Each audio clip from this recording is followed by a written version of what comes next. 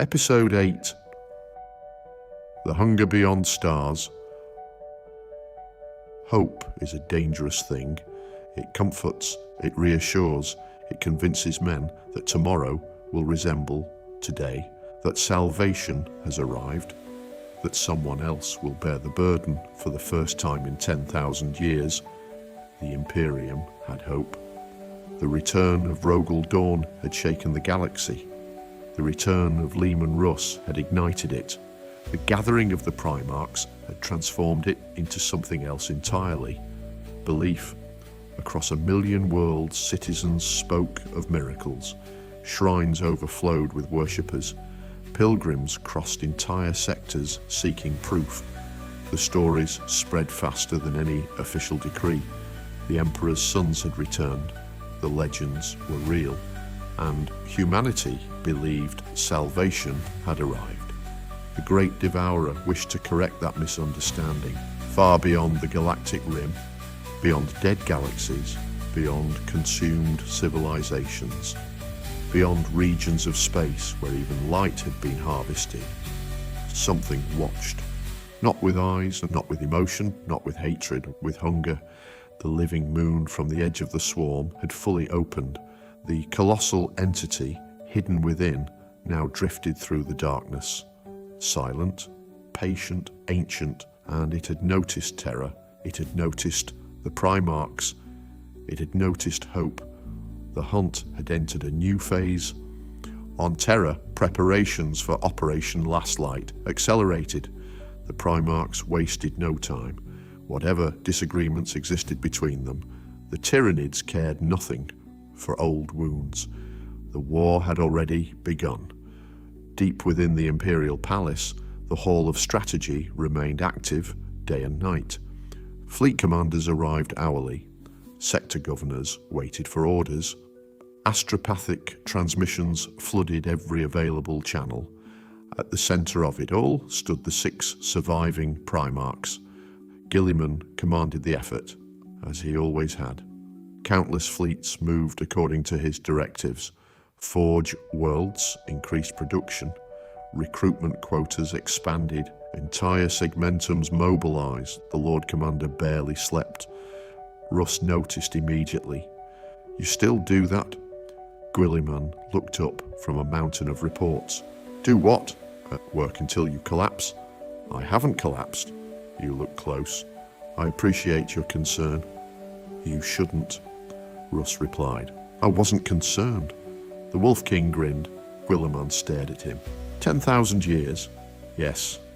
And you're still impossible. That is because I am consistent. Nearby, Vulkan laughed.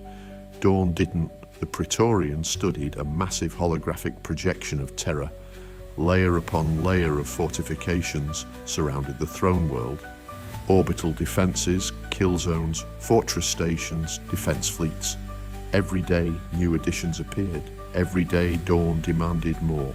No amount of preparation felt sufficient. Not anymore. Not after seeing the dead galaxies. Not after understanding what approached. The Khan noticed first. "You think they'll reach Terra?" Dorn didn't look up. "They will?" The room fell silent. Even Guilliman stopped reading. The Khan folded his arms. Most commanders would avoid admitting that. "I am not most commanders," Dorn replied. The Khan smiled. "No, a pause. You're certainly not." Dorn finally looked toward him. "I don't build fortresses because I expect them to hold forever." The Primarchs listened. "I build them because every hour gained matters." Another pause. If Terra falls, nobody interrupted, because hearing Dorn acknowledge the possibility felt wrong, almost blasphemous. The Praetorian of Terra, admitting Terra could fall, but that was who Dorn had become. Not optimistic, not idealistic, pragmatic. If Terra falls, he continued, it must cost the enemy everything. Silence followed. Then Corax spoke from the shadows. "They won't stop at Terra." The room darkened slightly. Even now, several of his brothers remained unsettled by his presence. not because they feared him, because they recognized pieces of themselves within him, the consequences of 10,000 years alone. Corax stepped into the light. The Hive Mind doesn't seek victory. A pause. It seeks completion. The words lingered. Completion, not conquest, not domination, consumption. Russ looked toward him. You've been quiet. Corax's expression remained unreadable. I've been listening. You always were good at that, and you always spoke too much. Russ barked a laugh. There he is. For a brief moment, the atmosphere softened, then alarms erupted throughout the chamber. Every hololithic display shifted simultaneously. Warning icons flooded the room. Astropathic priority signals, sector-wide emergency alerts, fleet distress calls. Guilliman moved immediately. Report. An officer stepped forward, pale, shaking. Segmentum Pacificus. Details, the officer swallowed. We've lost contact with 23 systems. The room became still. Lost contact? Guilliman asked. Astropathic communication has ceased. Enemy activity? No confirmed sightings? Russ frowned. Tyranids? We don't know.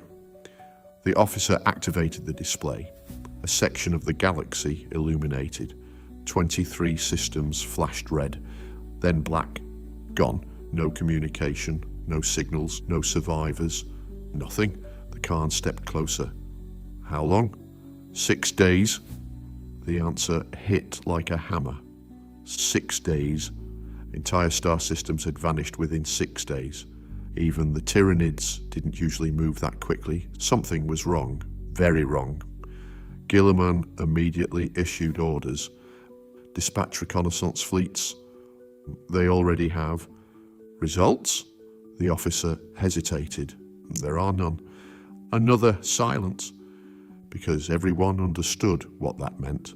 The fleets never returned. Russ stared at the map. The systems formed a pattern, a trail, a movement like footprints. Something was travelling, something enormous, and it was heading toward Imperial space. Vulkan looked toward the display. What could destroy entire sectors that quickly? Nobody answered, because nobody knew. Then Corax stepped forward. For several moments he simply studied the map. His black eyes narrowed. Finally he spoke, and the words chilled the room. Whatever it is. A pause. It's hunting. The room fell silent. Not attacking, not invading, hunting.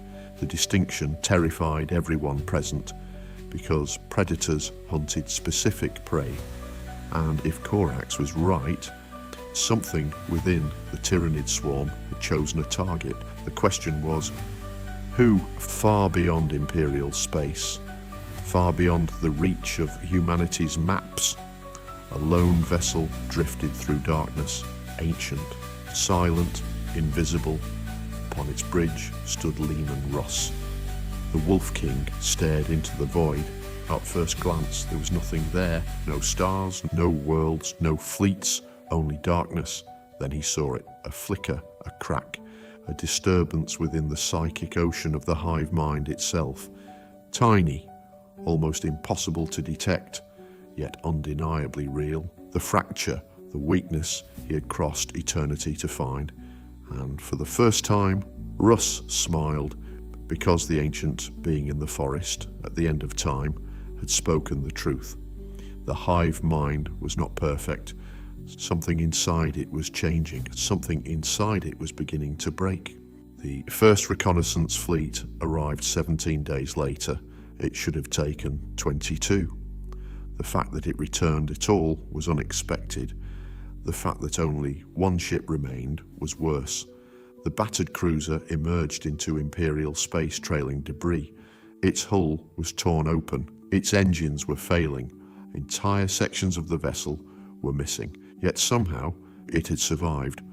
The moment it arrived, Terra demanded answers. The surviving crew were brought before the Primarchs. There were only 12 of them. 12 survivors from a fleet of nearly 50,000 souls. None appeared unharmed. Some stared into nothing.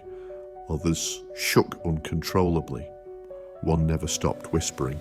A naval officer stepped forward, or at least he tried to.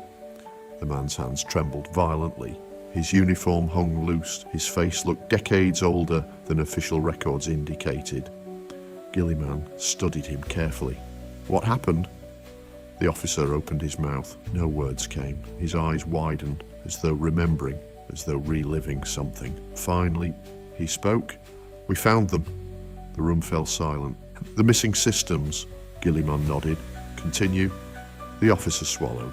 We arrived expecting Tyranids. A pause. It wasn't Tyranids. Russ leaned forward. What was it? The officer looked toward him, then toward the floor, as though ashamed of the answer. We don't know. Nobody interrupted because fear radiated from the man. Not fear of punishment, fear of memory. Stars were dead. Another pause. Not all of them. The room became still. What do you mean? Dorn asked. The officer's voice cracked. I mean dead. The stars were gone. Even the Primarchs struggled to understand. Stars did not simply disappear. Not entire systems, not dozens of them. The officer continued. The planets remained. Images appeared on the hololith. Entire worlds, dark, frozen, dead, orbiting nothing. The suns that had once sustained them had vanished completely. No explosion, no debris, no supernova, simply gone. Vulkan stared at the images. Impossible. That's what we thought, the officer replied. Then another image appeared, and suddenly impossible became terrifying. At the center of the dead region floated something enormous. At first glance, it resembled a planet. Then the details emerged. The surface moved, continents shifted, oceans pulsed, mountain ranges breathed. The world was alive, a living planet, a biological construct beyond comprehension. Even Russ stopped smiling. The officer's voice dropped. It was feeding. Nobody spoke because nobody wanted clarification, yet they needed it. Explain, Guilliman ordered. The officer pointed toward the image. The stars weren't destroyed. A pause. They were consumed. Silence. Absolute silence. Because even after everything they had learned, the reality remained difficult to accept. The creature had eaten stars, not worlds, not fleets, stars. The fundamental engines of solar systems gone, consumed. The officer activated another recording. The chamber darkened. A visual feed from the reconnaissance fleet appeared. The living world drifted through darkness. Around it orbited thousands of Tyranid bioships. Yet something immediately felt wrong. The Hive fleet wasn't controlling the creature. It was escorting it, protecting it, guarding it, as though the vast Tyranid armada existed solely for its benefit. Then the recording shifted. Something happened. The living planet moved. Not physically, psychically.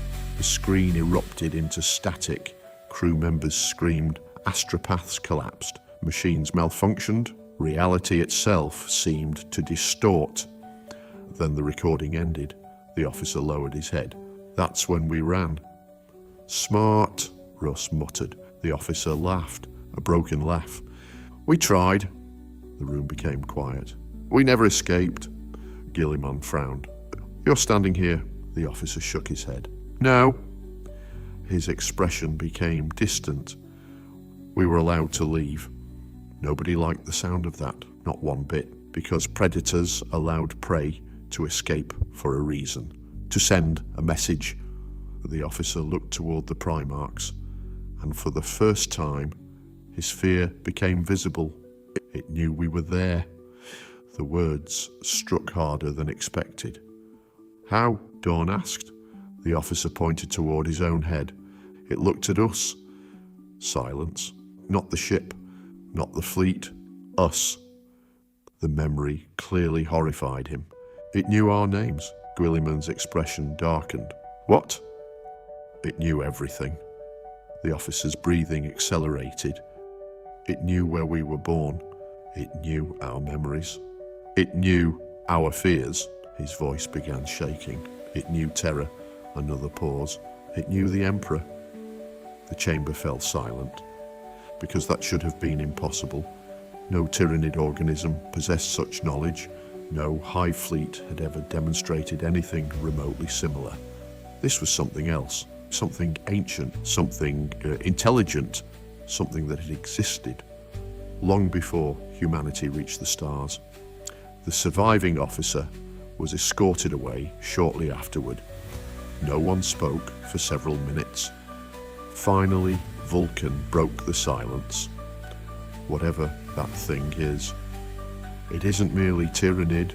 Corax nodded slowly. No. The darkness around him shifted. It's older. Russ turned toward the hololith, toward the living world, toward the thing consuming stars.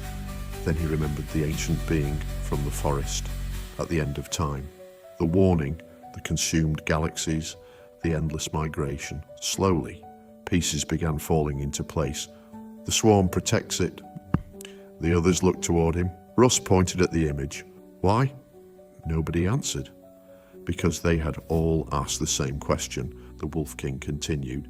Tyranids don't protect. Tyranids consume. They adapt. They evolve.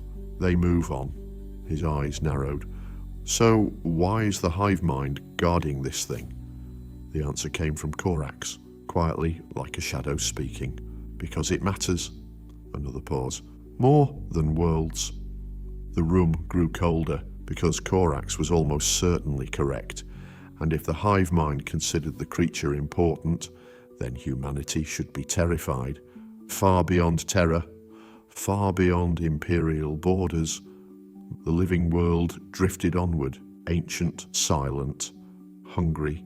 Within its vast biological depths existed memories older than civilizations, older than empires, older perhaps than the current age of the universe itself. And for the first time in countless millennia, it had encountered something interesting. The sons of the Emperor, the descendants of a species that still believed it could survive, the creature considered them, studied them, remembered them, and somewhere deep within the darkness beyond stars, something vast began to awaken. Not the Hive Mind, something else, something watching from behind it, something waiting. The chamber remained silent long after the surviving officer had been escorted away. The image of the living world still floated above the hololithic table, a planet-sized organism, a creature that consumed stars, a thing so ancient that even the Hive Mind appeared to protect it. For the first time since the Primarchs had reunited, nobody had a plan. Guilliman hated that feeling. The Lord Commander stared at the projection, searching, calculating, analysing. Yet every conclusion ended in the same place. Unknown, finally he spoke. We need information. Russ nodded. We need answers. Corax stepped forward. His shadowed wings folded behind him. The darkness surrounding him became still. I can get them. Immediately, the room became uneasy. Not because anyone doubted Corax's ability, because everyone knew what he intended. Vulkan spoke first. No. Corax looked at him. I wasn't asking. The Lord of Drakes met his gaze. That thing touched an entire fleet psychically. It knew their memories. It knew their fears. And you want to walk into its mind? Corax's expression remained unreadable. I've walked through worse. Russ barked a laugh. That's not actually reassuring. For a moment, the raven almost smiled. Then the darkness returned. I can enter the shadow. Guilliman frowned. The shadow in the warp? Corax nodded. I've done it before. Nobody liked the sound of that, not even Russ, because if Corax could enter the shadow in the warp, what exactly had he become? The raven noticed their expressions. You fear me? The words hung heavily. Nobody answered, because denial would have been a lie. Finally, Vulkan stepped forward. "I fear what 10,000 years alone has done to all of us." Silence. Corax considered the answer, then slowly nodded for the first time. The tension eased, only slightly. "Very well," Corax said. "Then watch."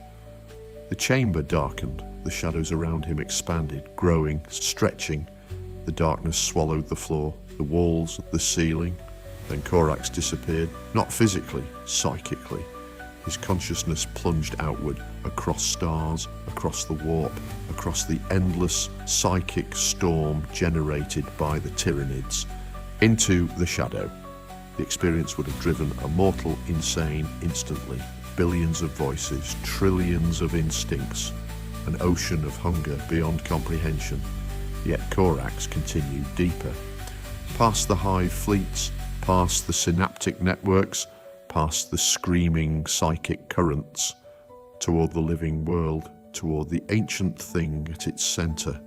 And suddenly, something noticed him. The shadow stopped moving. The hunger paused.